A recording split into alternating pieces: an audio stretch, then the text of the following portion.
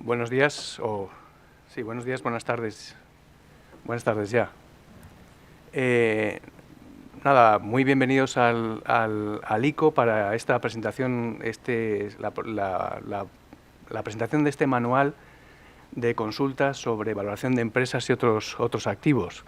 Yo soy Lucinio Muñoz, soy el director de la Fundación ICO y hemos sido los que hemos de alguna manera contribuido para la revisión de este manual, cuya primera edición se publicó en 2008 y que verdaderamente lo que queremos agradecer es la contribución a todos y cada uno de los autores, algunos de los cuales están hoy aquí con nosotros, y especialmente a la Fundación de Estudios Bursátiles y Financieros y a su directora Isabel Jiménez, que se dirigirá a ustedes ahora.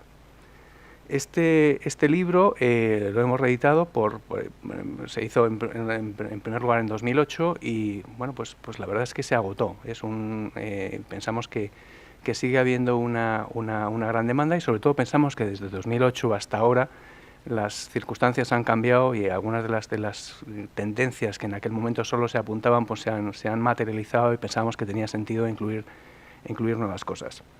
El libro, que ahora se lo presentará la directora de la Fundación de Estudios Bursátiles y Financieros, tiene tres grandes bloques. Un primero dedicado a la valoración de empresas, los distintos tipos de empresas. El segundo sobre valoración de otros activos, fundamentalmente inmobiliarios y obras de arte. Nosotros la Fundación ICO, aparte la Fundación ICO tiene como dos áreas de actuación. Una que es el arte y la arquitectura sostenible. Gestionamos un museo también y tenemos una colección de arte, y la segunda es la promoción de las finanzas, economía y finanzas sostenibles, ¿no? De manera que hay algunas cuestiones que resuenan con nosotros en los dos ámbitos. Yo creo que, como les decía, tiene estos tres bloques: la valoración de empresas, la valoración de otros activos y luego unas conclusiones generales, que yo creo que también son francamente interesantes. Como les decía, el libro, aparte de todo esto, pues evidentemente se llama la valoración de empresas y otros activos. Antes yo creo que se llamaba, en la primera edición, yo no sé si se llamaba el arte de valorar empresas, ¿no? Que yo no sé por qué lo hemos quitado, porque la discusión entre si la valoración es un arte o un oficio está muy presente y yo creo que se va a hablar en su momento. El tema de la generación del valor, por supuesto, es un elemento esencial y nosotros desde la Fundación también nos dedicamos al estudio también de la economía y de los clásicos, y es un elemento esencial en todo la economía como ciencia desde el primer momento, ¿no? Cómo se genera el valor en un momento determinado, cómo se crea, cómo se reproduce y sobre todo cómo se distribuye, ¿no? Y ahí se habla del valor de uso y valor de intercambio, que son las dos grandes cuestiones, y ya ustedes saben con esto que parece que la cita original de "solo el necio confunde valor y precio" se atribuye a Francisco de Quevedo, y luego la actualizó Antonio Machado, que dice "todo necio confunde valor y precio". Y en los economistas o en el derecho romano, el derecho latino, también había una máxima hablando del valor que decía "tantum valet res quantum vendi potes", que es, al final, las cosas valen aquellas por las que lo puedes vender, que diferencia básicamente entre el valor y el precio. Yo creo que esto es uno de los elementos que se verán aquí. Y se verá también que valorar empresas no es una ciencia, o sea, se puede decir que no es solo una ciencia, sino también un arte. Tiene un elemento también de utilización y valoración del contexto que es muy relevante. No quiero entrar en las especificidades, sino simplemente dos cuestiones que a mí me han llamado la atención, o dos elementos que son, no voy a decir nuevos, pero que tienen mayor incidencia que la edición de 2008, que es, en primer lugar, el incremento o el impacto que ha tenido en la valoración, el incremento de la economía, si queremos, la economía digital, y el crecimiento también de la valoración de los elementos intangibles, los elementos que son difíciles de valorar. Se establecen unas cuestiones también relevantes. Y en segundo lugar, la incorporación todavía está en una fase muy original, ¿no? Pero la posible incorporación de elementos que en principio pueden ser subjetivos, como es el tema de la información no financiera, al que hay un capítulo específicamente dedicado a ello. Como les digo yo, en el tema de la digitalización, pues yo creo que hay elementos fundamentales. Lo que se ha producido es verdaderamente una traslación del valor desde un capital de tipo material a un capital intangible. Los intangibles han cobrado una mayor importancia y esto afecta también afecta al contenido de la valoración. Los elementos patrimoniales no se pueden valorar, los elementos intangibles necesitan una valoración específica, y también a la metodología. Esto ha influido no solo en las startups que verdaderamente en el fondo en el que son nuevos modelos de negocio que uno de alguna manera no es capaz de valorar cómo se va a valorar un potencial de crecimiento, modelos de negocio basados, por ejemplo, en la prestación en el freemium, ¿no? Una parte que es gratis y la otra que es de pago, o en un momento determinado cómo se valoran el elemento esencial que es elementos intangibles que son esenciales, como la valoración de la experiencia o del equipo, del equipo. Nosotros, tengo una anécdota, intentamos iniciar un proyecto en el que íbamos a intentar dar formación sobre finanzas y sobre economía sostenible a startups que estaban dedicadas específicamente al ámbito de las economías sostenibles, ¿no? Entonces, para intentar justificar la formación, hicimos un análisis, una encuesta sobre cuáles eran los elementos esenciales para tener éxito, y para nosotros el éxito le llamamos haber conseguido una ronda de financiación de hasta 10 millones de dólares, ¿no? De alguna manera, si alguien te da 10 millones de dólares es que está valorando, es que piensa que tu empresa vale como mínimo 10 millones de dólares, ¿no?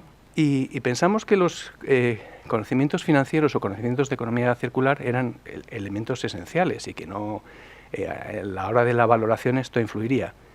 Y cuando lo preguntamos nos dimos cuenta de que no, verdaderamente las empresas que habían tenido más éxito en este momento y que habían sido mejor valoradas no eran aquellas que tenían más conocimientos financieros ni más conocimiento de economía circular o economía sostenible, ¿no? Y los dos elementos que se declararon más importantes eran, primero, el equipo, la gestión del equipo, y en segundo lugar el network, o sea, las conexiones, ¿no? Lo cual te pone un poco en línea de lo que supone.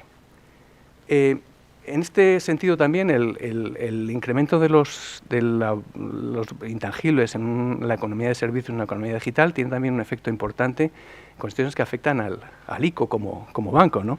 El ICO también banco que otorga también avales, que es el valor del colateral. En un momento determinado, las nuevas empresas, hay un momento para conseguir financiación, uno de los elementos importantes es la garantía, el colateral que se puede aportar. Cuando el colateral es un activo patrimonial o algo, esto es relativamente sencillo de valorar. Cuando es un activo intangible es más difícil y es un elemento absolutamente esencial. Aquí lo que se ha visto también es la importancia esencial de los datos, y las nuevas tecnologías hacen, por un lado, que la valoración sea más difícil, de alguna manera, porque existen más modelos de negocio y más intangibles que son difíciles de valorar, pero por otro lado, y también hace crecer la importancia de los datos y de la economía de los datos. Hay una cosa que a mí también me ha llamado la atención y que todavía está apuntada aquí en esto, pero que me parece relevante, que es el posible impacto que va a tener la inteligencia artificial, el desarrollo de la inteligencia artificial valorativa en técnicas de valoración, ¿no? Inteligencia artificial ya tenemos en algunas cosas de manera muy burda. Por ejemplo, estas iniciativas que tienen compro tu coche, de manera que tú metes los datos y de alguna manera te da una valoración que está bastante ajustada para productos estandarizados y tal. Por ejemplo, también en tu banco, y cuando entras en tu banco te dice su casa vale de 347.227,2 euros, ¿no? Es una cosa muy curiosa, ¿no? Estos algoritmos, de alguna manera, que están todavía funcionando, pues ya se están desarrollando. Yo creo que la inteligencia artificial influirá y se corre el riesgo de lo que se ha llamado también la cajanegrización, o sea, el hecho de que en un momento determinado los algoritmos sean tan complejos y toman los datos de otra manera que el proceso de valoración se convierta en una especie de caja negra, y que al final tú tengas un input y un output, pero no seas capaz de seguir cuáles son los elementos. Por eso yo creo que es esencial el going to the basics, volver a los básicos y saber cuáles son los elementos esenciales que influyen en la valoración, y sobre todo teniendo en cuenta que, como decíamos antes, la valoración es una mezcla de arte y oficio, pero que tiene también una parte de oficio, y que pues, si fuera magia o algo de esto no estaríamos aquí. Yo creo que el libro ofrece las claves para entender primero, cuál es la base científica y sobre todo las distintas valoraciones de distintos tipos de empresas y activos, y en segundo lugar, pues las limitaciones que tienen, y da a entender también algunas de las cosas que van a venir. Y dentro de las cosas que van a venir, la segunda de las cosas que les decía que a mí me ha llamado la atención, la primera era el incremento de la importancia de lo digital y de los intangibles. La segunda, pues algunos elementos que trata Isabel Jiménez en su capítulo, que es el hecho de la incorporación de la información no financiera y el efecto que va a tener esto en una información de alguna manera que puede ser, que es subjetiva de alguna manera, que tendrá que objetivizarse y que ya está teniendo impacto ya, y va a tener impacto en la valoración de las empresas y los distintos activos, ¿no? El otro día decía, por ejemplo, también, y en los cambios del entorno, que son elementos esenciales. El otro día hablando, como les decía, nosotros también tenemos una parte de arquitectura. El otro día en un seminario sobre arquitectura nos llamó la atención que a la hora de valorar activos inmobiliarios, cuando tú compras un edificio, en un momento determinado, la valoración de ese edificio, en muchos de los casos tú tenías que tirarlo, y el tirarlo pues se consideraba como un coste. Ahora con la economía circular y las nuevas técnicas de construcción industrializada, este edificio que a lo mejor tienes que tirar es un depósito de valor, es un depósito de valor que afecta al valor del activo residual. Nada más, decía un directivo de las Big Four, tenemos aquí a alguno, no sé, no voy a decir quién era, que hoy la estrategia se ha convertido en una commodity, ¿no? Y que lo que verdaderamente es un arte es la ejecución o la implementación. Y en este caso concreto yo estoy convencido de que la valoración tiene un elemento de oficio que es esencial, y luego el elemento también adicional, las otras capas que son las que hacen que la valoración se acerque más a un arte. Sin nada más, no tengo nada más que decirles, simplemente animarles a que lean el libro. Yo creo que puede ser útil no solo para aquellos que están interesados en el ámbito de la valoración específica de empresas de activos, sino para aquellas personas que tengan una curiosidad general, intelectual, sobre cómo se valoran las cosas, porque al final en nuestra vida estamos valorando todos los días. Muchísimas gracias por venir. Al final yo creo que van a tener una copia del libro, y sin más, pues le voy a ceder la palabra a Isabel Jiménez, la directora de la Fundación de Estudios Bursátiles y Financieros. Muchas gracias.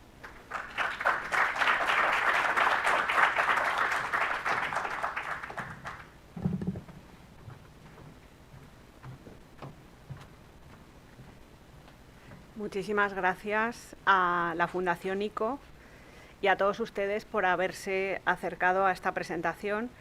Y bueno, darles la bienvenida, agradecer muchísimo las palabras del director de la Fundación ICO, y para la Fundación de Estudios Bursátiles y Financieros, que tiene su actividad desde el año 90, es un honor formar parte con 3 publicaciones del Fondo Editorial del ICO. El Fondo Editorial del ICO, yo creo que ahí hay un intangible que deberíais hacer una valoración de ese fondo editorial, porque el conocimiento se despliega a partir de publicaciones especializadas del nivel de las que se realiza en la Fundación ICO.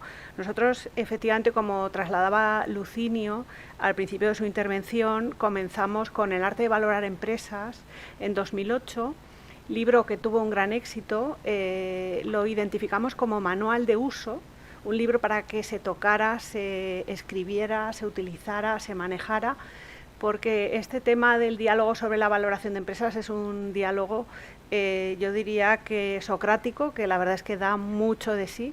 Estábamos comentando varios autores y bueno, pues agradecer a los autores del libro. Este libro ha sido posible gracias a la participación de la Universidad Politécnica de Valencia, de Andersen, de GB Consultores, de Implica, de Deloitte y de Plug and Play.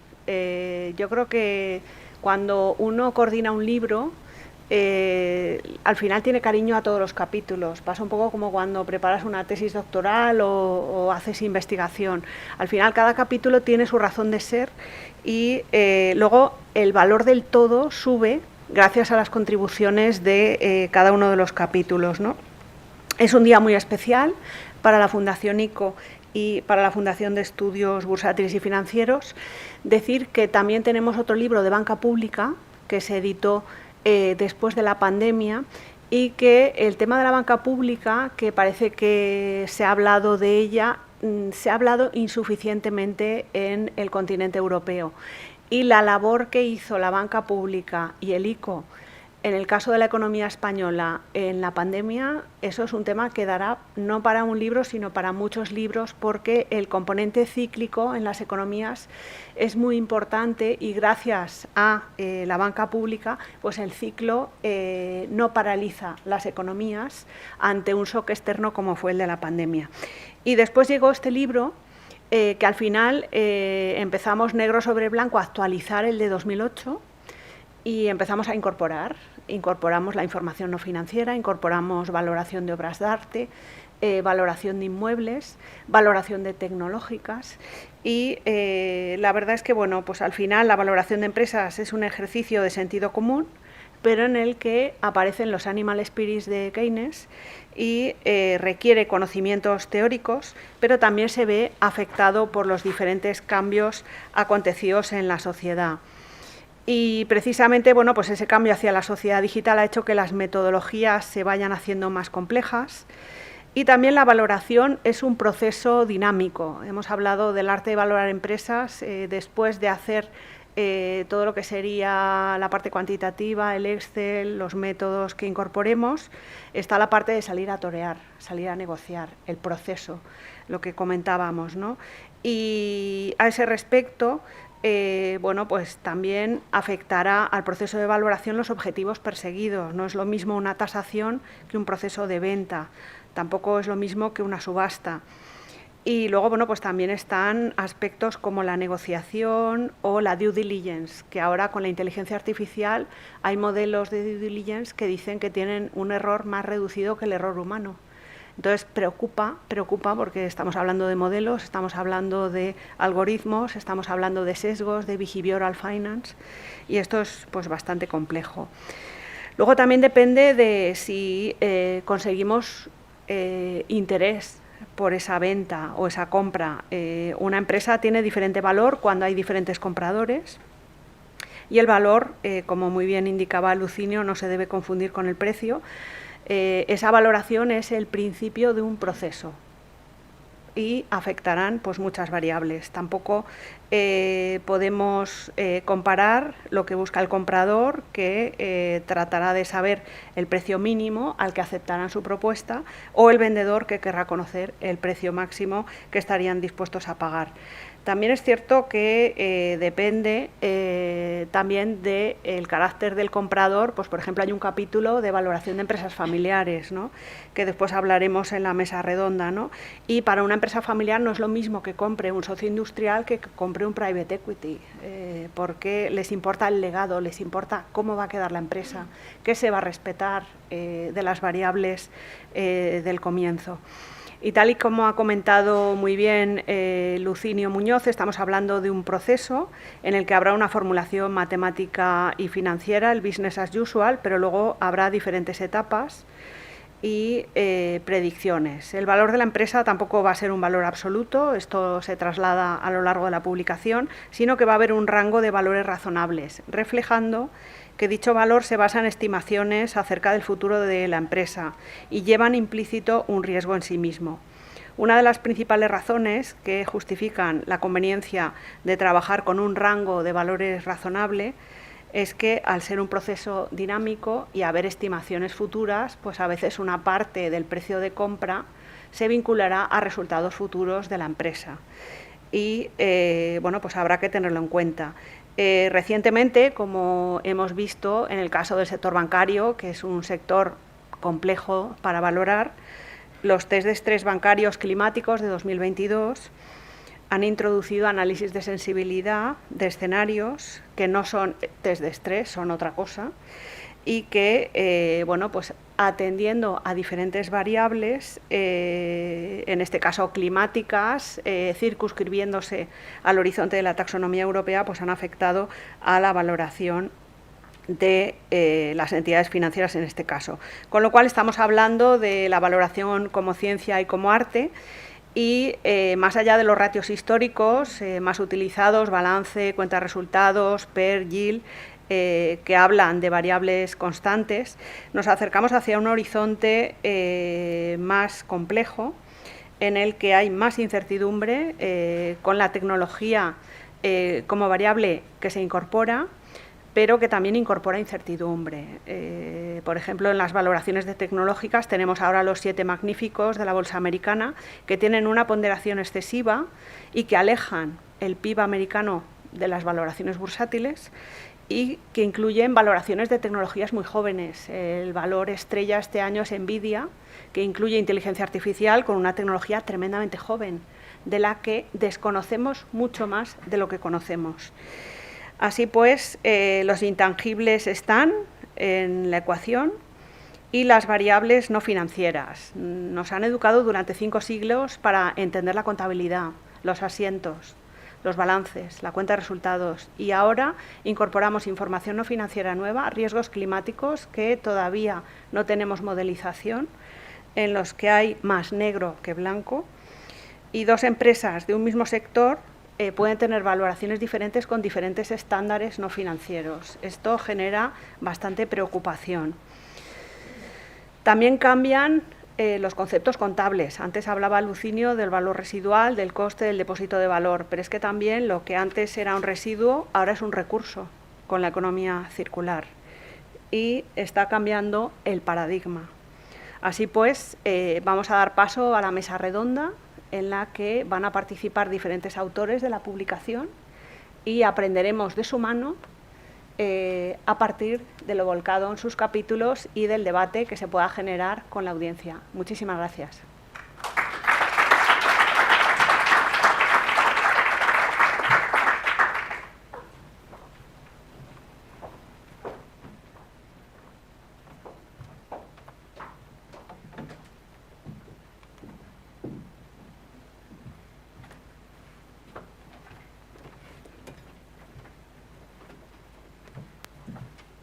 Destacar que el libro tiene un carácter mixto y lo podéis descargar en el ordenador. Detrás de la portada tendréis un código de manera que lo podéis descargar y trabajarlo, que también para la elaboración de informes financieros os vendrá muy bien toda la información incluida en el libro.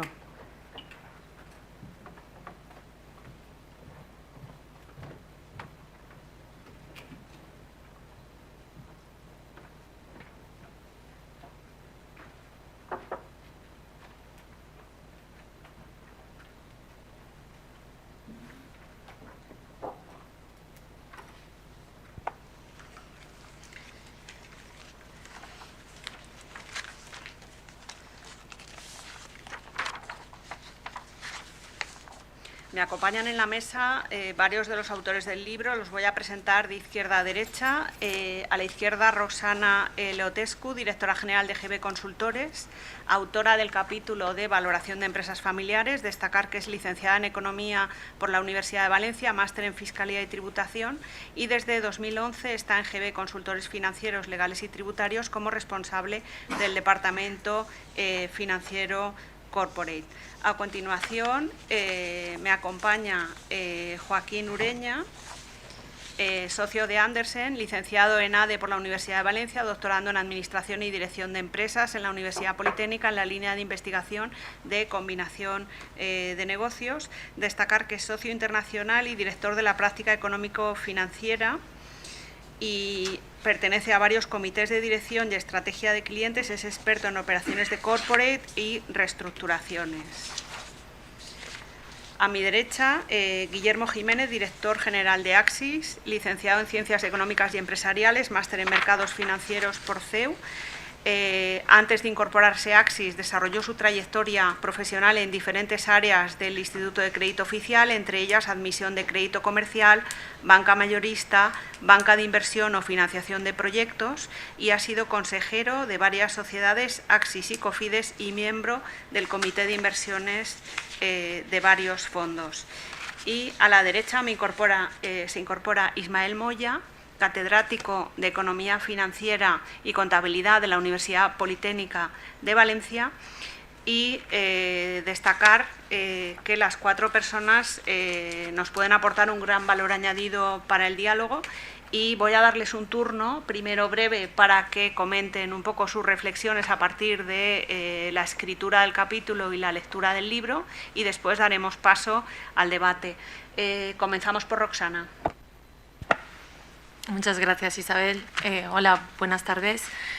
En primer lugar, quiero agradecer a la Fundación la invitación de participar conjuntamente con el resto de los autores en este libro. La verdad que nosotros nos hemos centrado en el capítulo de la valoración de la empresa familiar, básicamente porque la empresa familiar constituye un peso muy importante dentro de lo que es el tejido empresarial español, no solamente en cuanto a lo que es la aportación al PIB, lo que es la aportación o la generación del empleo, sino realmente que ha sido un poquito el artefacto de la creación de valor dentro de este país. Por eso creemos importante que cuando hablamos de la valoración de la empresa familiar, y fue un poquito el tema que abordamos, que entendamos realmente que es una empresa familiar. Básicamente la empresa familiar es aquella que la constituye un fundador y donde poco a poco pues se va integrando miembros de la familia. Pero veréis, lo que nosotros hacemos desde la consultora, inculcamos a los empresarios que han de tratar las empresas como de una inversión cualquiera se tratara. Y estas inversiones realmente lo que queremos hacer es potenciar su valor. Con lo cual, la inversión, que es la empresa, tiene que perdurar más allá de lo que es la vida del empresario, del fundador que ha creado la empresa y que ha empezado desde cero y la ha elevado hasta un nivel muy alto. Con lo cual, ¿por qué nosotros incitamos que se valoren estas empresas? Pues básicamente lo que estamos haciendo es, queremos que vean si efectivamente la gestión que han ido desarrollando a lo largo de estos años, de todos los años de actividad que han desarrollado, si su gestión ha ido orientada hacia la generación de valor o hacia la destrucción de valor. Y veréis, cada vez se ha intensificado cada vez más los procesos de compraventa de empresas, y nosotros, por lo menos en la Comunidad Valenciana, hay un alto atractivo por las empresas familiares valencianas, donde en este caso pues no tienen una continuidad. Muchas veces pues la primera generación la ha creado, la segunda se ha incorporado, pero la tercera generación, al igual que han comentado todos los cambios que se están dando, pues para la tercera generación también hay cambios en cuanto a los gustos, en cuanto a los criterios de inversión y en cuanto realmente a lo que se quieren dedicar. Con lo cual, ese valor que se ha generado a lo largo de estos años hay que maximizarlo. Antes estabais hablando de valor y de precio. Nosotros decimos que un empresario ha gestionado correctamente su empresa siempre y cuando la metodología te está dando un valor, pero el precio que alcanzas en una transacción de compraventa de empresa, en este caso de venta, pues inclusive se maximiza. Con lo cual, ¿qué estás viendo? Estás viendo que has obtenido una rentabilidad adicional porque no te has preocupado única y exclusivamente. El único retorno que has buscado es a través de lo que son los dividendos anuales, sino directamente has vigilado que sea una empresa que esté a la vanguardia en cuanto a la tecnología incorporada, en cuanto al CAPEX, en cuanto a las inversiones que estás realizando, en cuanto a la captación y retención de talento dentro de la compañía, y eso, etc. y muchas otras cuestiones, y esto verdaderamente luego se ve plasmado en el precio que vas obteniendo en un proceso de compraventa de la compañía.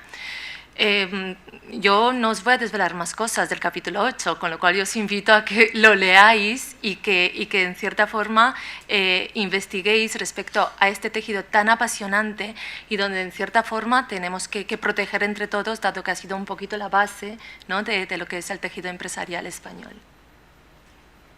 Muchísimas gracias, Roxana. Joaquín. Isabel, muchas gracias. Me sumo a los agradecimientos de Rosana, a la Fundación, al ICO y a las presentaciones que habéis hecho, y sobre todo a vuestra presencia aquí, que entendemos que es importantísima. Nuestro capítulo es el capítulo 11 y se refiere a las sociedades tecnológicas. Como antes han comentado Lucino ya en la presentación y la propia Isabel, convivimos con las compañías tecnológicas no solo por los productos que estamos utilizando, que es tecnología pura, sino por el peso que tienen precisamente este tipo de compañías en la economía mundial, en los indicadores macroeconómicos y, como comentaba Isabel, en el PIB. Si nos vamos, por ejemplo, al Nasdaq 100, a uno de los indicadores, a uno de los índices bursátiles más conocidos, aproximadamente el 60% de las compañías que cotizan allí son compañías tecnológicas, y de las 10 primeras ellas, dentro de las 10 primeras, suelen haber entre 8 o 9 que sean precisamente tecnológicas. Siempre se cuela PepsiCo o alguna de alimentación, que al fin y al cabo viene a ser también un refugio, un valor refugio dentro para los inversores que construyen sus carteras. Pero claro, lo más importante, lo más tal vez decisivo, o que a nosotros nos parecía más importante en el capítulo, era entender que es una compañía tecnológica. Todo el mundo habla de tecnología, todos creemos que en principio la tecnología es cualquier cosa que podemos utilizar que sea disruptivo, que sea novedoso en relación con otros productos que existan, pero tal vez la tecnología es mucho más, va más allá.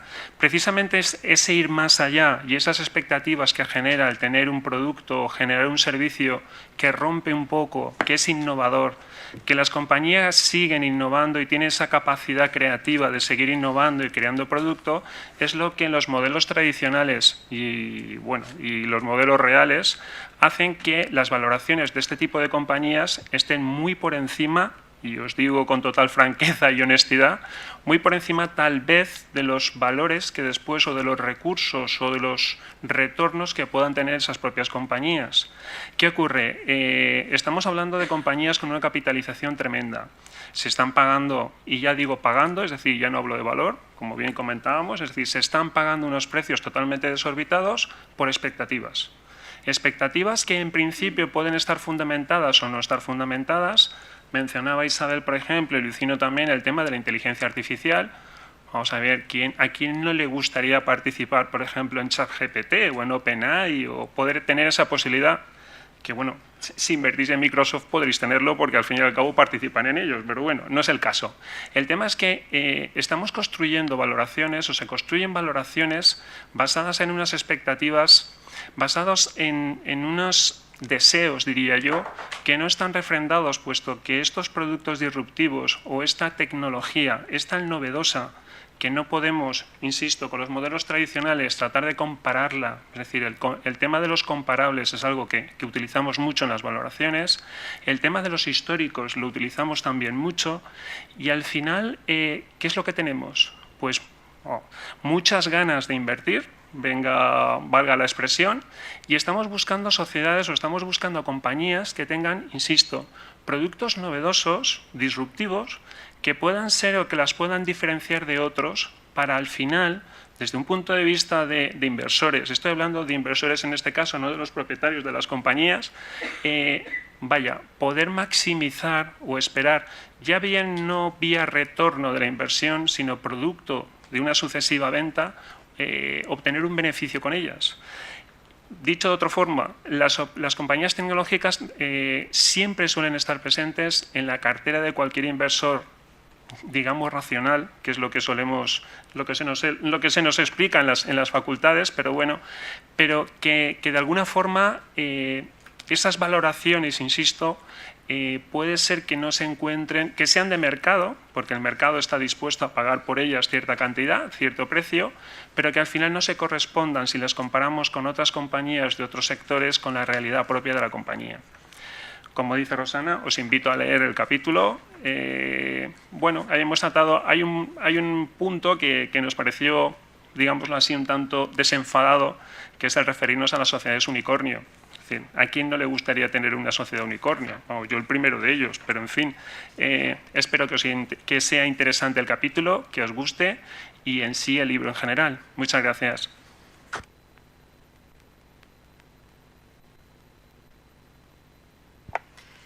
Bueno, en mi caso yo he escrito el capítulo 12 de reporting de sostenibilidad y creación de valor, y sí que es cierto lo que he comentado al principio, el tema del cambio de lenguaje. Nosotros hemos pasado de un lenguaje contable que teníamos todas las variables ancladas, una metodología y una forma de aprender los procedimientos muy clara, a un horizonte en el que no hay un único estándar y en el que tampoco hay las mismas velocidades. El continente europeo es líder ahora mismo en el tema de la sostenibilidad y se están incorporando formas de valorar diferentes para un horizonte de variables diferentes, ¿no? Y sí que es cierto que por lo menos va a haber 4 grandes retos. Uno es adaptarse a el incremento de requisitos regulatorios de la información no financiera. en el que de momento las grandes empresas sí que la tienen en su hoja de ruta, pero las más pequeñas la ven como algo ajeno. Tampoco hemos ayudado con el vocabulario. De hecho, el tema de la divulgación de información no financiera y de sostenibilidad es un tema todavía pendiente, porque se ha ido a lo mejor con demasiada velocidad en la regulación sin tener en cuenta el aterrizaje en la sociedad. El segundo es la equiparación de la información no financiera a la financiera. Entonces, ahora, por ejemplo, se ha delegado en el ICAC la acreditación de verificadores de información no financiera, y el ICAC sí que es verdad que históricamente tenía capacidad para designar el auditor financiero, pero hay dudas de que el ICAC sea el organismo adecuado para valorar los verificadores de información no financiera, porque estamos hablando de un horizonte mucho más complejo, de valoración de riesgos climáticos y de variables soft, porque estamos hablando de la E, de la S y de la G.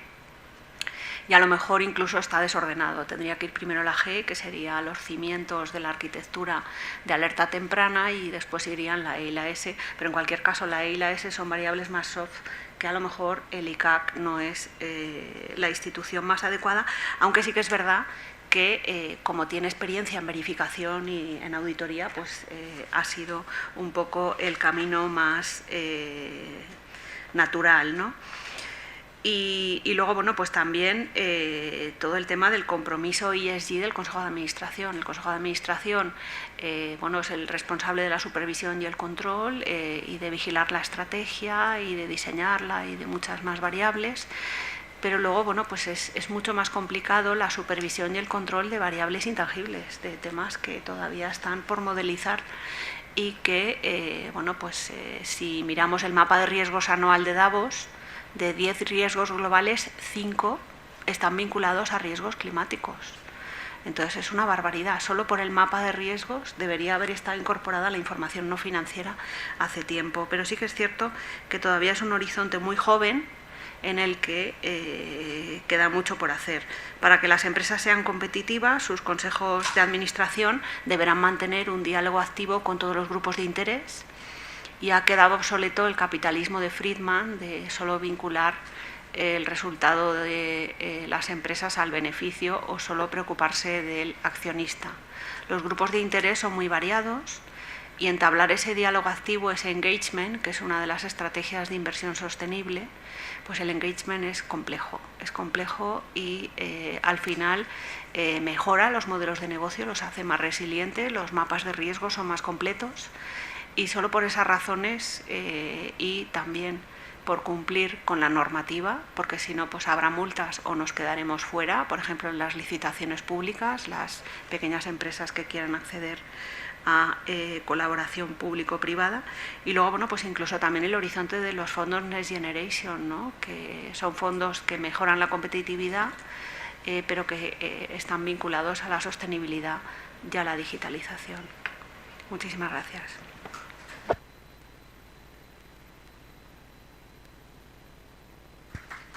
Guillermo. Sí, bueno, gracias por la invitación. Yo miro el libro, pero creo que no he escrito ningún artículo, ¿no? O sea, que no voy a comentar mi artículo, dado que no lo he escrito. Bueno, soy el director general de Axis, la sociedad gestora capital riesgo del grupo ICO. Nosotros, obviamente, todo el tema de valoraciones es algo que tenemos muy presente ya a nivel práctico, obviamente, desde la parte más tradicional, la que podía haber hace tiempo, ¿no? Más de private equity, más de empresa consolidada, más un sistema de valoración, no sé cómo llamarlos, más académicos, a la situación un poco actual donde conviven ese tipo de compañías con startups, donde al final es verdad que hay que utilizar otras tipologías, y ya si vamos evolucionando esas startups y llegamos a las scale-ups o a los unicornios, donde obviamente utilizando métodos tradicionales, pues hubiera sido difícil que esos grandes unicornios y grandes referencias de empresas tecnológicas ahora mismo, tanto a nivel España, vamos ahí llegando, o a nivel Estados Unidos, Inglaterra, donde hay muchos más, ¿no? Con lo cual yo creo que el libro es muy interesante en todos los ámbitos que plantean. Obviamente nosotros pues estamos desde compañías familiares, unicornios, startups. Nuestra actividad inicial, obviamente, era la participación en el capital o cuasi capital, con lo cual entrábamos siempre, o la mayor parte, con otro inversor privado, donde obviamente compartimos esas metodologías de valoración o de adquisición de compañías, a una parte ahora más activa, la que estamos haciendo como fondo de fondos, donde obviamente participamos en un fondo y son los gestores de esos fondos de capital riesgo lo que se encarga un poco de ver estas valoraciones. Y luego, más allá, lo que también se ha hablado, obviamente hay muchos más intereses que la propia valoración, y al final llega ahí el pago, ¿no? ¿Qué sinergias puede tener con, si eres una gestora, pues con compañías que puedas tener en tu cartera, que la valoración puede ser diferente a un socio, un grupo familiar, donde, como ya hemos comentado, puedes tener otra idea un poco de cómo va a quedar la compañía o dónde me voy yo a situar, ¿no? Entonces, bueno, aquí me quedo, yo creo, y vamos, muy interesante este libro y que merece la pena que lo leáis, ¿no? Muchas gracias, Guillermo. Ismael. Muchas gracias, Isabel. Bueno, pues en primer lugar yo también me sumo al agradecimiento a la Fundación del ICO y a la Fundación de Estudios Bursátiles por el libro que nos ha permitido pues colaborar en él y en este acto también presentarlo y comentar algo de nuestros capítulos. Del libro estamos particularmente contentos porque creemos que aporta colaboraciones que a veces no son frecuentes entre profesionales de la empresa y la universidad. Por lo tanto, aportamos las dos visiones, una visión más académica y una visión más profesional, que yo creo que si no se ve el nombre de los autores no se nota mucho. Es decir, los profesores nos hemos puesto la camiseta de profesionales y los profesionales han hecho un artículo que parece académico. Por lo tanto, si no miramos la afiliación, puede parecer tanto un libro profesional como un libro de universidad. Voy a hablar de mi capítulo, que es del que creo que puedo hablar con más seguridad. Al principio, cuando se me encargó el capítulo de capitalización bursátil, pues pensé, fenomenal, es lo más fácil. ¿Por qué? Porque las empresas que cotizan en bolsa ya tenemos un precio de una parte de ellas, que son las acciones. Pero luego esto tenía otra vertiente. ¿Qué puedes aportar en la capitalización bursátil? ¿Qué puedes aportar en la valoración bursátil de empresas? Entonces recurrimos a una idea que teníamos de hace unos años, que no se pudo ejecutar entonces, estoy hablando de los años 90, porque ni existían las bases de datos que hay ahora, ni la facilidad de acceso, ni la capacidad computacional. Y ahora, a la luz de lo que es la ingeniería de datos, que a veces yo pienso que es la asignatura que me daban a mí como estadística, o que llamábamos en los años 80 estadística, pero maqueada, ¿no?, como se dice ahora, pues vimos que había aplicaciones, sobre todo porque en la capitalización bursátil, en la cotización, es muy influyente la información y cómo se gestiona. A lo primero que le metimos mano fue a los múltiplos. Las empresas que cotizan en bolsa, pues se aplican los múltiplos PER, precio cash flow, en fin, rentabilidad por dividendo, precio-valor contable, y decidimos aplicarle una metodología estadística de datos. Ya teníamos datos, vamos a ver qué pasa. Pues un análisis muy sencillo como la regresión. Entonces nos dimos cuenta que se estaban aplicando múltiplos en sectores como simplemente la media. ¿Esto qué significa? Que haces como un alisamiento y no tienes en cuenta que, por ejemplo, hay un parámetro estadístico que es la capacidad explicativa, que te lo da un modelo, hasta la Excel creo que te hace una regresión. Entonces tendría sentido valorar las acciones de una compañía si tienes un indicador R cuadrado, capacidad explicativa, del 20% o del 30%. Sería una valoración ingenua. También puede ser que no sea significativo. ¿Qué significa que no es significativo? Que tú has calculado una media, aplicas el beneficio por acción, tienes un PER, pero esa variable no es la significativa del sector. Había que hacer test. Entonces nos dimos cuenta, pues que, por ejemplo, que estos modelos te dicen cuál es el ratio más indicado para cada sector.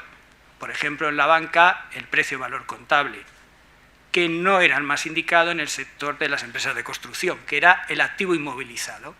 Era la variable con más capacidad explicativa. Bien. ¿Qué ocurría? Pues que a partir de esta idea y con las bases de datos decidimos ir un paso más allá y hacer un análisis multivariante, un modelo abierto. Alguien puede pensar, bueno, esto ya existe, hay empresas que valoran, que aplican algoritmos, sí, pero la tendencia es a incorporar toda la información posible. ¿Qué ocurre cuando toda la información se incorpora?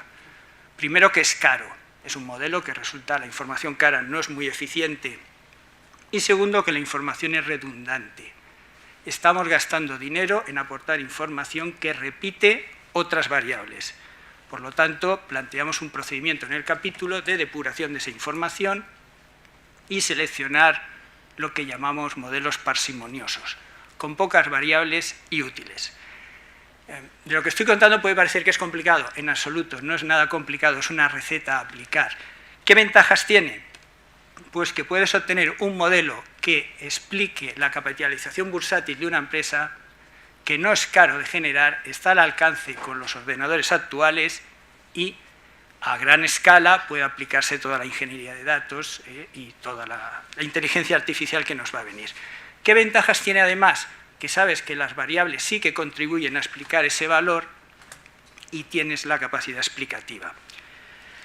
Es un modelo abierto, puedes incorporar información no financiera. Por ejemplo, las visitas en las páginas de Internet se demostró que eran muy relevantes, aportaban mucha información a la valoración.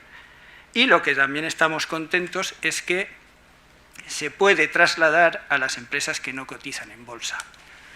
Alguien puede pensar, bueno, no tiene mucho que ver, ni por visibilidad, tamaño, ni por todos los motivos que conocemos, calidad de la información, es cierto. Pero también la estadística permite chequear esas variables, descartar las que se comportan de forma distinta y quedarnos con las que tienen un comportamiento homogéneo. Una técnica que es análisis de varianza, es decir, que tengan una variabilidad similar. Lo ofrecemos como un método más, no viene a sustituir a ninguno, simplemente es un aporte más de gestión de la información y los resultados se pueden chequear porque puedes comparar el valor obtenido con la capitalización que queda al final. Y bueno, esto es lo que proponemos en nuestro capítulo y quedamos a la disposición de quien esté interesado en dar más explicaciones. Muchas gracias.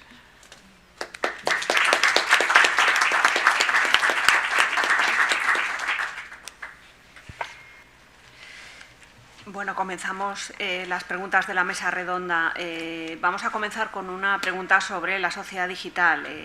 ¿Supone dificultades a la valoración de empresas? También supone facilidades por el tema del Big Data, pero aparecen nuevos modelos de negocio que es complicado porque no se les puede asignar un sector claro. Y luego, bueno, pues hay variables que no se cuantifican, como por ejemplo las plataformas o el Big Data. Se han reducido determinadas incertidumbres, pero se han incorporado otras. ¿Qué opináis de ello? Vale, perfecto. A ver, vamos a ver. Está claro, obviamente, yo voy a hablar siempre desde la perspectiva de la empresa familiar. Está claro que la empresa familiar cuenta con un gran hándicap, en el sentido de que todo el tema del Big Data, todo el tema de la digitalización, la recuperación de datos, pues en este caso, digamos que es un poquito la pata donde está cojeando este tipo de empresas. Cierto es que en los últimos años sí que hemos notado una cierta profesionalización de esta tipología de empresas, donde en cierta forma pues, han tenido una progresión importante y donde en cierta forma les ha permitido también que una vez entres en un proceso de valoración de empresa o en un proceso de compraventa de empresa, pues en este caso puedan tener al alcance no solamente información de la propia empresa, sino también comparables de empresas similares del sector en el cual actúa o del entorno en el cual actúa.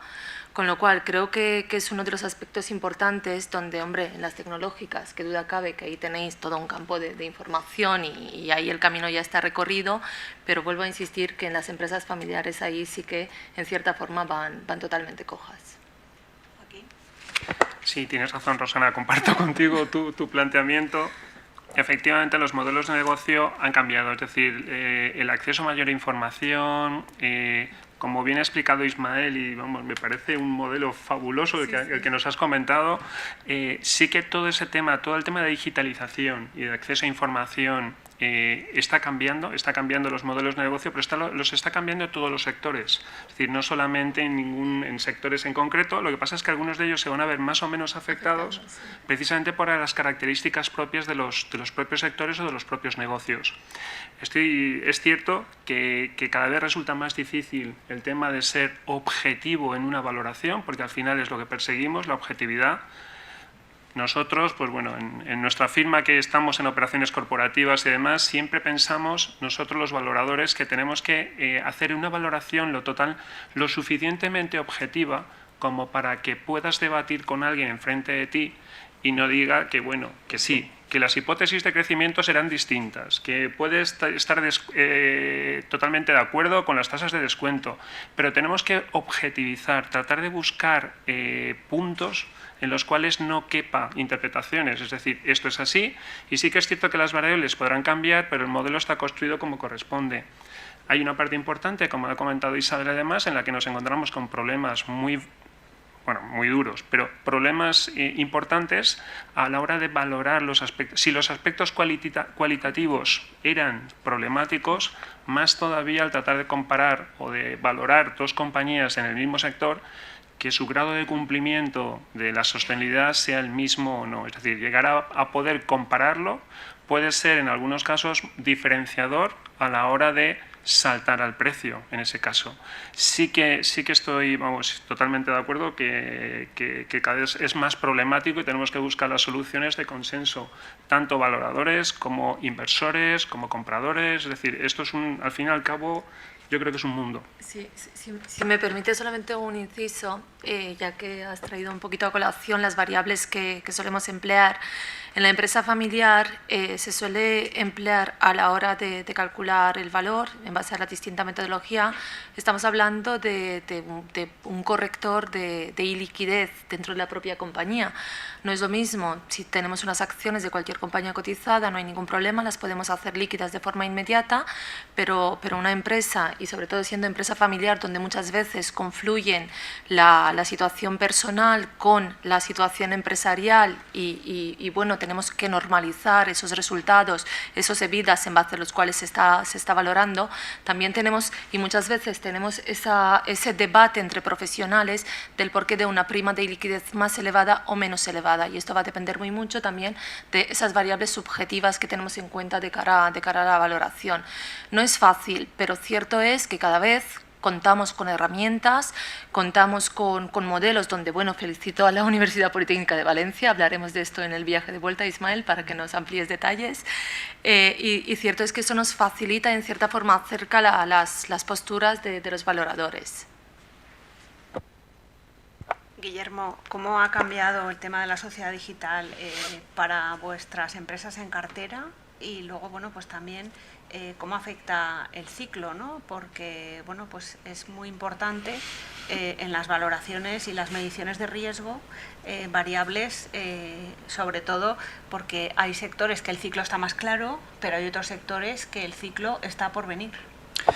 Sí, bueno, yo creo que ahora mismo, dentro de lo que es la sociedad digital, yo creo que no hay ninguna duda de que todas las empresas van a ir por ahí, más o menos, no hay opción, ¿no? Si nos focalizamos más en la parte digital, yendo a grandes compañías tecnológicas, lo que hemos hablado antes de unicornios y compañías que están creciendo, obviamente esos temas de valoración son complicados y hubieran sido difíciles, ¿no? de conseguir financiación de unas compañías que tienen altas necesidades de inversión, ¿no? En tecnología y que a lo mejor, hemos hablado aquí de EBITDA, pero no tienen EBITDA, ¿no? Y entonces, bueno, se llega a unos métodos de valoración que al final, oye, todo el mundo en el sector puede entenderlos o no, y antes hemos hablado de que todo el mundo puede querer tener en su cartera ciertas grandes compañías tecnológicas, pero como estás insinuando, es verdad, y hemos visto una evolución. Quizás hasta hace unos años había una gran evolución positiva creciente, el objetivo era cuántos unicornios vamos a tener, todo el mundo, compañías tecnológicas de valoraciones de más de 1.000 millones de dólares, seguramente con criterios más tradicionales, difícil de justificar, y han llegado un número X unicornios que, si os tenéis información de hace años, iba a seguir creciendo. ¿Qué ha pasado ahora? Pues bueno, ha habido algunas circunstancias, sobre todo de grandes inversores, ¿no? Y algún otro problema financiero que ha pasado por el camino y ha desaparecido esos grandes inversores con esas valoraciones tan altas, y ahora el problema que puede pasar es que grandes compañías tecnológicas que podían ser unicornios, pues no sé, yo a veces digo que pueden ser un caballito percherón, le has quitado el cuerno, ha engordado y ya no es lo que era, pero nadie le va a decir unicornio que no es unicornio. De hecho, lo que está pasando es que las siguientes rondas de financiación, yendo obviamente de su política de seguir creciendo, pues es difícil hacer una valoración de la compañía, o nadie o pocos se atreven a valorar, y estamos hablando de hechos que han pasado, que están pasando, y tienes que buscar otras metodologías, como o bien préstamos convertibles, donde a futuro ya vas viendo lo que pueda quedar esto en siguientes rondas. Y la valoración, pues hombre, yo entiendo y quiero creer que en algún momento todo el mundo entendía que este tipo de compañías digitales tecnológicas tienen ese tipo de valoración, y ahora a lo mejor pues el segmento está un poco más ajustado, ¿no? Pero bueno, en todo caso es el momento que nos toca vivir. O sea, que la digitalización en las compañías tecnológicas, desde luego nadie creo que duda que son un poco el futuro, ¿no? de las economías, ¿no? Y España obviamente también tiene que apostar por ello, ¿no? Ismael. Bueno, pues un poco puedo añadir ya a lo que se ha dicho. He tomado notas de algunas cosas que me han parecido en este punto pues que eran interesantes, sobre todo el tema de comparación para valorar. Ya se sabe, las comparaciones son odiosas, pero muy útiles en valoración, porque siempre tenemos que ver lo que ha pagado a alguien por algo que se parece a lo que nosotros queremos valorar. Es verdad que bueno, hemos defendido también los modelos, no me gusta decirles cuantitativos, porque parece que al sector profesional le para un poco esto de cuantitativo, piensa que es cosa muy complicada. Insisto, no es complicado, pero le da cierta objetividad, es decir, si estadísticamente una variable, que es información al fin y al cabo, influye en el valor de una empresa digital, pues influye, y si no, no. Por mucho, ya sabes lo que dicen, por mucho, si torturas mucho los datos, acabarán confesando cualquier crimen. Esto hay que evitarlo también, no seleccionar los datos para que nos dé el valor que esperamos que nos dé. Por lo tanto, yo lo que diría aquí, por añadir algo, si es que no se ha dicho ya, es comprender muy bien el negocio, elegir muy bien cuáles son los parámetros, las palancas de ese negocio, y si puede ser que un modelo estadístico te lo valide. Y si no te lo valida, no empeñarte a muerte, es que te estás equivocando, no se está equivocando los datos. Y eso sería mi opinión, es decir, comparar, elegir el modelo, y si no sale, pues no sale, tendrás que ir a otra cosa, a expertos o a cualquier metodología alternativa. Sí, empezamos ahora por este lado. Ismael, en el proceso de valoración de cotizadas, además de los ratios habituales de PER, yield, ¿qué importancia tiene el accionista de control? En las bolsas europeas, las bolsas continentales, tenemos mucho más protagonismo del accionista de control, pero en Estados Unidos el tema se diluye, son empresas más grandes y el accionista de control cambia, las juntas generales de accionistas también promueven el cambio con los inversores activistas. Bien, el tema es complejo. Centrándolo en la valoración, hay una observación que se nos hace a veces que tiene mucho que ver con esto, es decir, cuando valoramos una empresa por capitalización bursátil, estamos tomando como referencia la cotización de una acción, la que puedo tener yo, que por supuesto ni soy de referencia, ni soy control, ni nada, por mi carterita de acciones que tenga. Estamos extrapolando la cotización al valor bursátil de la empresa, con lo cual la estamos valorando mal. ¿Qué ocurre? Pues que va a influir mucho el tamaño.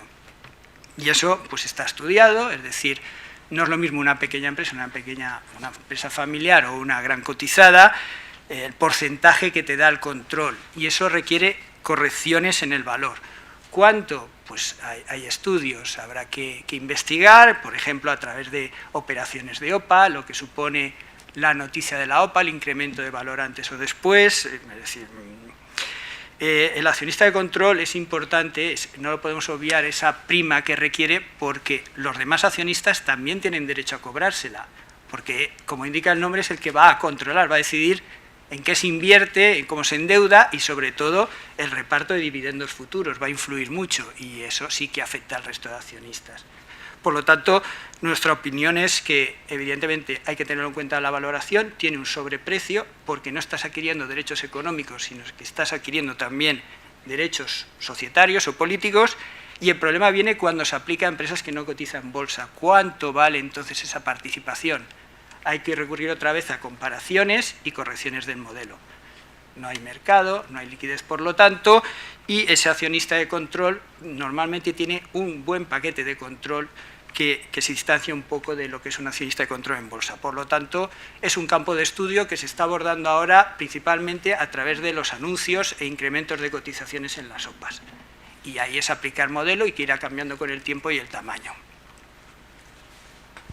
Sí, sobre todo preocupa en las Big Tech con el tema de las plataformas, el dominio, que incluso llegan a tener más poder que los estados y que a veces no se sabe bien quién es el accionista de control o qué personas están al mando de empresas con un gran dominio de mercado y que incluso ejercen un cuasi monopolio y una manipulación del mercado en el que hay extracción de derechos de los ciudadanos sin que muchos ciudadanos sean conscientes de ello. De hecho, el tema del accionista de control con la gobernanza, con la G, es como se intenta equilibrar al pequeño accionista, que es el más desprotegido, el más vulnerable en las empresas cotizadas. Rosana, en los procesos de M&A de empresas familiares tiene mucha más importancia la naturaleza del comprador. Antes lo estábamos comentando, no es lo mismo, ni se aplica el mismo precio a la transacción si se trata de un socio industrial o de un private equity. ¿Qué variables diferenciales incorporáis en los procesos? A ver, a veces no podemos ser selectivos, cierto es, aunque la empresa vendedora sí que en cierta forma, cuando ya tenemos el abanico de potenciales inversores, se decanta o bien por un socio financiero o bien por un socio industrial. ¿Qué es lo que ocurre? Tenemos que tener muy en cuenta realmente qué es lo que persigue cada uno. Si yo tengo una empresa familiar donde quiero que mi legado siga y se integre en una empresa industrial que la pueda potenciar, la pueda mejorar y pueda adquirir un tamaño empresarial mucho mayor, que en cierta forma mi compañía, aunque ya no forme parte de mi familia, sino que forme parte de un grupo industrial donde me veo identificado con su filosofía y con su cultura, en este caso ahí no tenemos mayor elección que ir en búsqueda de ese socio industrial. ¿Por qué? Porque ahí realmente van a valorar la potencialidad que tiene el negocio, las sinergias que se pueden generar e inclusive pueden pagar un precio superior que lo que es un socio financiero, donde tiene muy claro que realmente su objetivo es el de rentabilizar la inversión que ha efectuado. En este caso, un socio financiero sabemos que es un socio de entrada y de salida.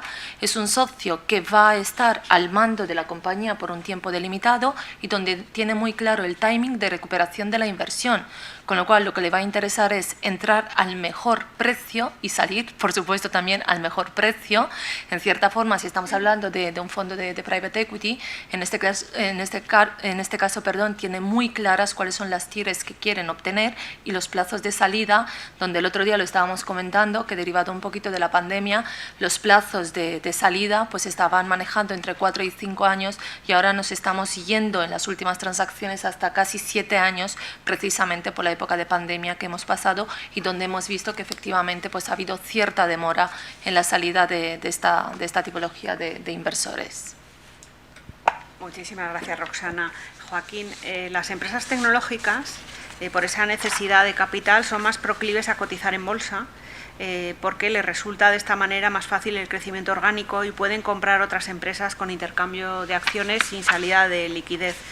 ¿Qué sucede cuando esas famosas sinergias, que es la razón por la que se hacen las compras, no suceden esas sinergias? Porque a veces de lo esperado luego sucede o no sucede.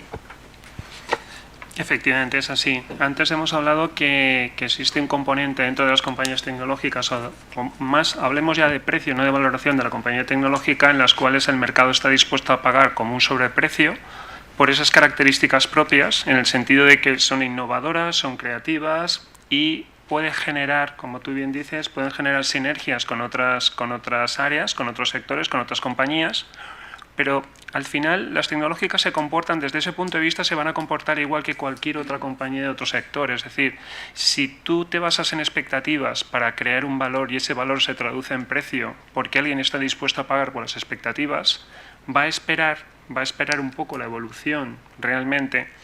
Antes no sé si lo hemos comentado, creo que lo ha comentado Rosana, cuando se negocian las operaciones o cuando se negocia el contrato de compraventa de una compañía, se puede pagar un precio, se puede acordar un precio y se puede, basándose en las expectativas, precisamente porque lo que estamos haciendo es traer al momento actual expectativas de valor o de beneficios que puede tener la compañía, siempre hay una parte que en principio se retiene o se va pagando conforme se vayan cumpliendo las expectativas.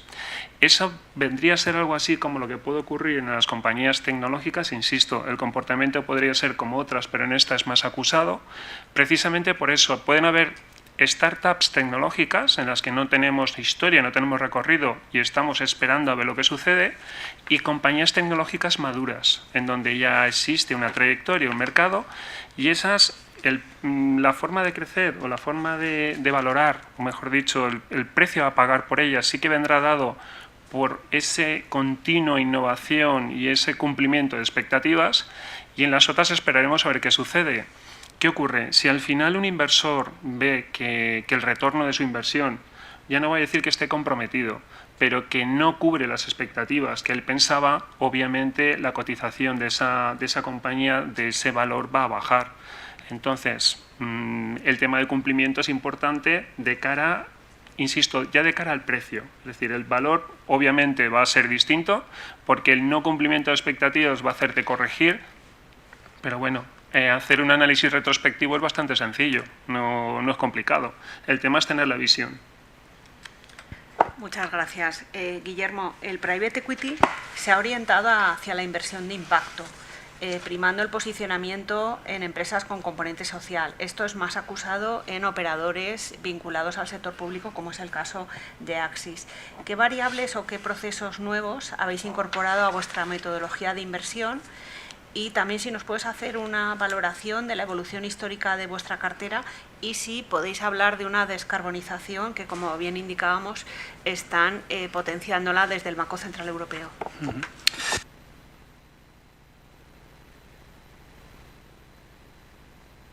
Sí, perdona.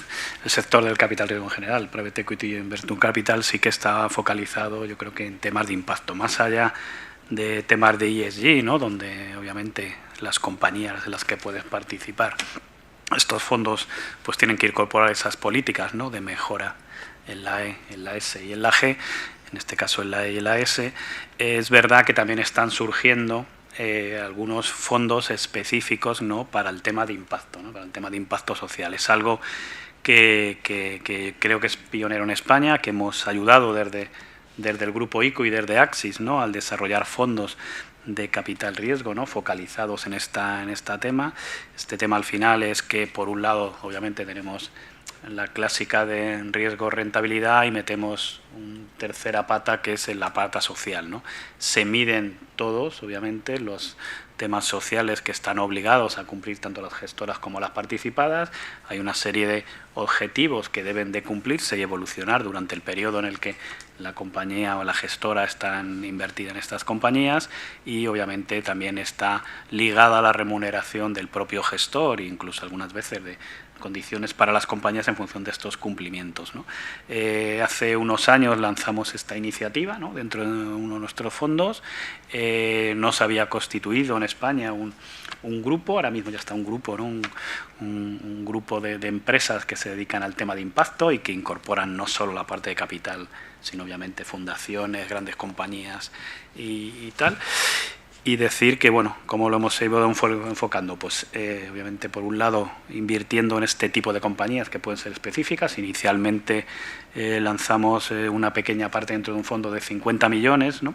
Para participar en estos fondos, donde la estructura principal era un FESE, un Fondo de Emprendimiento Social Europeo, donde ya te vienen definidas las condiciones, fruto un poco de del éxito y el apoyo a los principales fondos de impacto. Hemos ampliado este año esta iniciativa, ya hemos abierto no solo la posibilidad de estos FESES, sino que puede haber FCRs siempre dentro del artículo 9, de que cumplieran todas las condiciones exigidas, o sea, que las compañías donde inviertan tengan ya un objetivo social, no que incorporen un objetivo social a su propia actividad.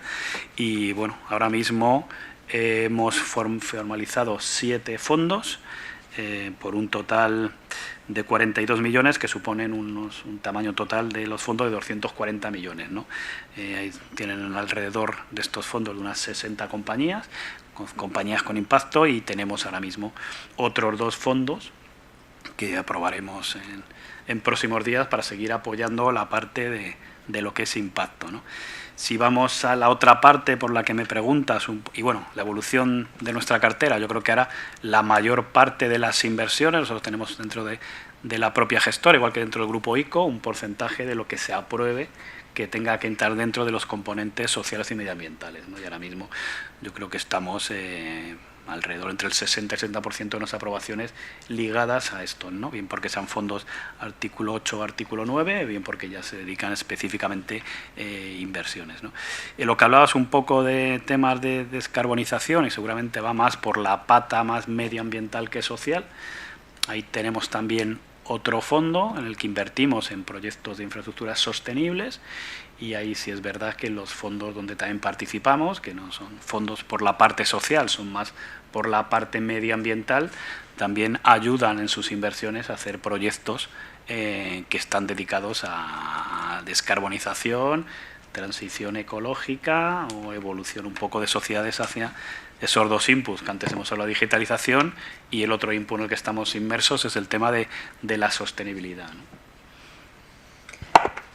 Muchísimas gracias. Impresionante la labor realizada desde Axis. Bueno, estábamos hablando antes de la dificultad de medir la economía de los datos. ¿Alguien de la mesa me puede decir si hay algún ratio vinculado a estas variables o ratios también vinculados a intangibles que se hayan incorporado a los modelos?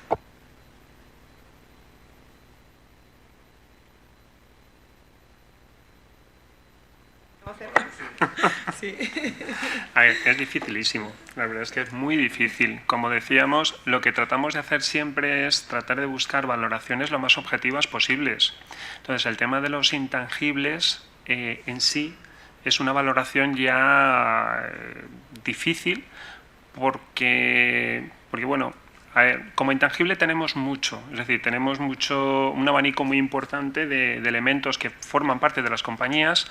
A mí se me ocurre, lo primero de todo, el que es más relevante, o el que suele ser más buscado por las compañías, o mejor dicho, por los inversores, es el tema de la marca. Valorar una marca puede ser difícil, pero depende de cómo esté la compañía. Es decir, si la compañía tiene más de una marca, es decir, tiene 2 o 3 marcas, pues es bastante sencillo tratar de segmentar, determinar cuál es el P&L de cada una de ellas y ver lo que valdría la marca, mejor dicho, la compañía con la marca o sin la marca. Ese es un procedimiento que se suele utilizar, pero claro, hay otros intangibles, como por ejemplo el del equipo directivo. El equipo directivo es esencial, antes lo has mencionado. ¿Qué suele haber? Pues cuando ya hay un acuerdo entre comprador-vendedor, el comprador lo que hace es que se entrevista con el equipo directivo y valora realmente ese intangible que tiene, porque entre otras cosas posiblemente, y Rosana tiene total la experiencia ahí en el caso de empresas familiares, posiblemente el grupo familiar sea quien liderase la compañía, y si desaparece el grupo familiar, pues bueno, claro, entonces tengo que valorar de alguna forma, mejor dicho, yo como vendedor tengo que valorar ese intangible y tengo que introducirlo en la ecuación. ¿Qué es lo que hacemos nosotros, por ejemplo, en esos casos? Pues como estamos haciendo, y ya veremos cómo ocurre con el tema de la ESG, actualizar la tasa de descuento. Es decir, si nos vamos a esos parámetros, lo que hacemos antes, Rosana muy bien mencionaba el tema de la liquidez, es decir, castigamos a las compañías pequeñas porque no hay un mercado secundario donde cotizarlo. Es decir, si eres un minoritario en una compañía, pues eres cautivo y bueno, tendrás que buscar en algún momento una ventana de liquidez o poder vender. Aquí ocurre algo por el estilo. No es cuestión de castigar, es cuestión precisamente de atribuir mayor valor. ¿De qué forma se puede objetivizar? Volviendo a lo mismo, pues en esas hipótesis, mejor dicho, en esos elementos técnicos que todo el mundo lo va a entender, lo único que pasa es que esas hipótesis o esas variables hay que explicarlas y ser capaz de convencer a tu interlocutor, y digo convencer, porque en el caso de intangibles es convencer, en el caso de, ya sé que Ismael nos va a corregir, pero en el caso de cuantitativos es más fácil porque recurres a los históricos, pero bueno, nosotros lo hacemos por ahí. Muchísimas gracias. Pues estamos llegando ya a la recta final de la mesa redonda y bueno, hemos hablado y referenciado varias veces la descarbonización, el tema de la ESG. La regulación europea ha equiparado la información no financiera a la financiera y sí que en este último turno de preguntas quería preguntar vuestra opinión, si este proceso consideráis que ha sido apresurado y qué dificultades complementarias creéis que incorpora los temas ESG a las metodologías de valoración de empresas. Bueno, yo como soy más técnico que de regulación y tal, pues voy a lo mío, ¿no? Que son los modelos. Y bueno, pues el tema de información financiera y no financiera. Claro, siempre que uno formula un modelo, le gusta que la información sea lo más estándar, lo más comparable, lo más objetiva, que sea lo que nosotros consideramos de calidad, porque cuanto más calidad reúne esta información, más robustez, que es otra palabra que nos gusta mucho, pues mejor va a ser el modelo. El tema de la información no financiera es delicado, porque, y sin ser un experto en regulación, ya te indica que no va a aparecer en el balance difícilmente, es decir, que no vas a poder comparar tan fácilmente con otras empresas, pero aún así tendrás que buscar qué parámetros hay en común. Antes ponía el ejemplo de las visitas en empresas en Internet, es decir, incluir en un modelo las visitas o cualquier otro tipo de información no financiera puede que nos guste mucho porque hemos leído o hay opiniones o en el mercado están muy interesados en rondas de financiación que esta métrica, se hablan de métrica, sea la que genere valor y luego el modelo te dice, o bien porque no hay histórico, que es una necesidad, ya que el futuro lo podemos adivinar, pero no lo podemos cuantificar. El histórico, podemos sacar alguna conclusión, siempre y cuando no pensemos que el mercado, pues todo lo que dicen los de eficiencia en mercado, que es aleatorio y tal. ¿Qué tenemos? Tenemos el presente y el presente es muy escaso para modelizar en estos casos. Por lo tanto, necesitaríamos para este tipo de información algo que sea comparable, que sea robusto y el modelo, siento ser, no me gusta la palabra cuantitativo, pero es que es lo más objetivo que hay, o da o no da. Y si da, entonces sí que tenemos una métrica útil que podremos defender en una ronda de financiación o en el caso de una empresa pequeña, una startup, o podremos defender ante los accionistas si se ha hecho una compra estratégica o para crear valor. Pero si el modelo nos dice que esa información no financiera no te aporta nada aparte o no la tiene en cuenta el mercado, es que no olvidemos que el modelo lo que hace es relacionar información financiera o no financiera con lo que se paga en el mercado. El mercado igual en estos momentos no es capaz o de discriminar o de asignarle un precio a esa información no financiera. Por lo tanto, no entraría en el modelo. Y si entra, y si está regulado, mejor que mejor, porque más calidad tendrá. Pero si no está regulado y es una métrica que en estos momentos es significativa, pues nuestra recomendación es que un valorador la utilizara. Eso sí, con todas las reservas de que esa información tiene que ser comparable. Guillermo, ¿quieres añadir algo? Bueno, volviendo un poco a las grandes compañías tecnológicas con esas valoraciones, yo creo que con los datos puramente financieros, ¿no?, difícilmente, ¿no?, se hubieran producido. Es decir, que bueno, entendemos que hay esa parte de información financiera que es muy importante y entendemos que es para cierto tipo de compañías también muy importante esa información no financiera. En todo caso, también es verdad que no va a estar perfectamente definida como puede ser la financiera, pero bueno, es una parte importante de la valoración en ciertas compañías. Sí, yo tan solo incluir que este tema, aunque no afecta ahora mismo a la pequeña empresa, sí que se tendrá que poner las pilas porque esto va a tener su afectación antes del año 2030, Con lo cual nosotros lo que sí que estamos recomendando, que con independencia de que no estés obligado a ello, sí que en cierta forma pues vayas haciendo los deberes y te prepares para que en el momento que llegue, pues en este caso que estés totalmente en solfa. Pero ¿qué es lo que implica? Toda esta tipología de regulación, de la cual pues obviamente todos tenemos que estar conscientes y conocedores, al fin y al cabo esto se traslada en un mayor coste. En un mayor coste donde esto obviamente va a penalizar nuestras cuentas de resultados, va a implicar inversiones, me refiero sobre todo, imaginar por el tema medioambiental. Si yo me voy a la industria que tenemos en la Comunidad Valenciana, la industria azulejera, pues tiene un gran componente, la pata de la sostenibilidad del medio ambiente, donde las inversiones son de gran calado y muchas veces precisamente porque las empresas no están preparadas en entrar en ejecuciones de inversiones tan potentes con cierta restricción de acceso al crédito, en una situación de tipos altos, pues esto hace que precisamente se motiven o se aceleren los procesos de valoración y ventas de compañías que quizás no están en el momento idóneo de hacerlo. Es una crítica constructiva en el sentido de que no se trata única y exclusivamente de aplicar la norma, de marcar la norma, sino que en cierta forma también se les dé un acompañamiento y sobre todo a las empresas más pequeñas para que puedan cogerse un poquito al hilo del resto de compañías. Joaquín, ¿quieres añadir algo? Solamente una cosa, y es que yo creo que tendrán mayor protagonismo, o entre todos trataremos de buscar la métrica adecuada en el momento en que funcione el régimen sancionador.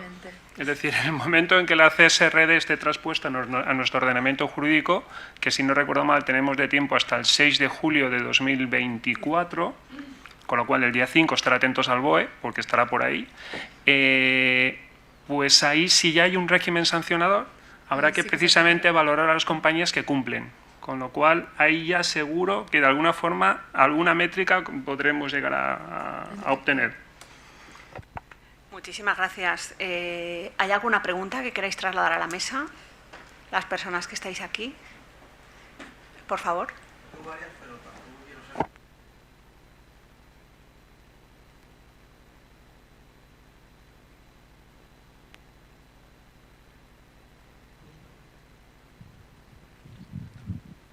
Tenía dos preguntas para el profesor Moya. Una de ellas es, bueno, y para todos en general, pero especialmente para él, en el modelo al que te referías de cómo eliges las variables y cómo evitas, has estado hablando de la relación entre ellas, cómo solucionas la multicolinealidad, en concreto en ese caso, porque cuando estás utilizando métricas financieras, entiendo que hay, no sé hasta qué punto puedes discernir cuál afecta a otra, ¿no? Si coges un ratio que no depende de una variable, pero luego todas las variables van en cascada. Entonces una pregunta es esa. Sí, perfecto. Bien, bueno, muchas gracias por la pregunta, porque además me alegro y de verdad, sinceramente, es parte de nuestra metodología. Como bien dices, la información es súper abundante y siempre la tentación que hay en un modelo es incluir cuanta más información, con la idea ingenua de que cuanta más información incluyas vas a obtener una mayor capacidad explicativa. Pero viene la segunda parte, que la información es redundante también, la información financiera, ratios, todo lo que utiliza el análisis fundamental es redundante. Nuestra propuesta es utilizar una técnica multivariante que se llama análisis, a ver si lo digo todo en castellano, análisis factorial de componentes principales. ¿Esto en qué consiste? En que te agrupa las variables previamente en una serie de grupos de variables que están muy correlacionadas entre ellas y poco con las del otro grupo. Con lo cual ha reducido la dimensión de 50 variables a lo mejor en 5 factores. Es verdad que pierdes un poco de capacidad explicativa, un 10%, por ejemplo, lo asumes, pero ya te ha quedado reducida a 5 dimensiones tu conjunto inicial de variables. El siguiente paso, ¿cuál es? Elegir una única variable de cada factor, porque así te garantizas que no vas a elegir 2 que estén correlacionadas y tengan multicolinealidad, que es un palabra que significa que están interfiriendo entre ellas. Con lo cual ha reducido una información de 50 variables a 5 dimensiones y 5 variables. Y esas luego las pasas al modelo de regresión y la que mejor ajuste te dé. O sea, que eso es un procedimiento que se puede implementar y la propia metodología te va cribando y te va llevando al modelo que decíamos parsimonioso, no de 50 variables. Muchas gracias. Y otra pregunta era en relación también con el tema de los modelos. Ahora que venimos de una época un tanto peculiar, ¿no?, en cuanto a política monetaria y toda la liquidez abundante que ha habido en el mercado, ¿cómo se corrige eso? ¿O qué tipo de ajuste se utiliza a la hora de valorar una empresa? Porque entiendo que eso es fundamental. Sí, ahí tenemos que enfocar si hemos hecho un análisis de corte transversal o de corte temporal. Si es de corte transversal, todas se encuentran en este mismo momento con el mismo entorno macroeconómico de tipos de interés, déficit, todas las variables que conocemos. El problema es quedarse con un modelo de corte temporal y pensar, de corte transversal, y pensar que te va a servir indefinidamente, porque hay una parte de la información que depende de los balances y la cuenta de resultados, que tiene su periodo de actualización, y otra que es las variables macroeconómicas, cuando ya entras en sectores, porque no es lo mismo la subida de tipos de interés en la banca que en empresas tecnológicas, o la subida del petróleo en empresas energéticas que de transporte. Y eso ya requiere una actualización más fina. Perdona, Ismael, precisamente por lo que estabas comentando, si recordáis a principios de año, cuando la FED habló de subir los tipos de interés en Estados Unidos, las tecnológicas empezaron a caer. Después repuntaron, pero efectivamente ahí fue un momento, no de pánico, pero es que iba a afectar a las valoraciones. Ahí también incorporamos el tema de la deuda. Las empresas muy endeudadas y las empresas que tienen balances más saneados. Al final también en el propio método se utiliza un método de descuento de flujos, ¿no? Ya la propia subida de tipo de interés al descontar va a ser más bajo. Y la última pregunta, y esta para todo ya un poco por curiosidad, no tiene tanto que ver con esto, pero al final la valoración de empresa está muy ligada con la inversión, ¿no? Y quería preguntaros qué opináis o qué opinión tenéis del análisis técnico, si es una herramienta que utilizaríais junto con, si pensáis que es algo que es, ¿no?, tirar una moneda al aire, o no sé qué opinión tenéis vosotros, que entiendo que vosotros tiráis todo, ¿no?, por el análisis fundamental, pero es una pregunta, no sé, por curiosidad. Bueno, pues igual lo digo yo, que soy el profesor y, Me vale cualquier. y que no tengo relación con ninguno y otro. Y sabido es que los analistas fundamentales y técnicos pues no se llevan muy cordialmente y lo que dicen unos de otros. Nosotros lo que recomendamos es, primero, explicamos análisis técnico también en las facultades, simplemente porque tiene tan número de seguidores que sería privar a nuestros alumnos de una parte de análisis de mercado. Y bien sea porque sean profecías autocumplidas, bien sea porque funcione, pero el caso es que hay que explicarlo. Y luego también porque también explicamos que el mercado debe ser eficiente, y la forma de que un mercado sea eficiente es que se vuelque toda la información, y ahí juegan técnicos y juegan fundamentales. ¿Recomendación que hacemos? Utilizar las dos. Por fundamental, seleccionar las empresas de calidad que hay que comprar, y por técnico ver el momento de entrar. O seleccionar empresas que no son de calidad, mucha deuda, poca rentabilidad, y por el técnico el momento de salir o ponerse a corto. Es decir, que le hacemos un huequito al técnico también en nuestros programas. Estupendo, muchas gracias. Voy a pedir un aplauso para los participantes de...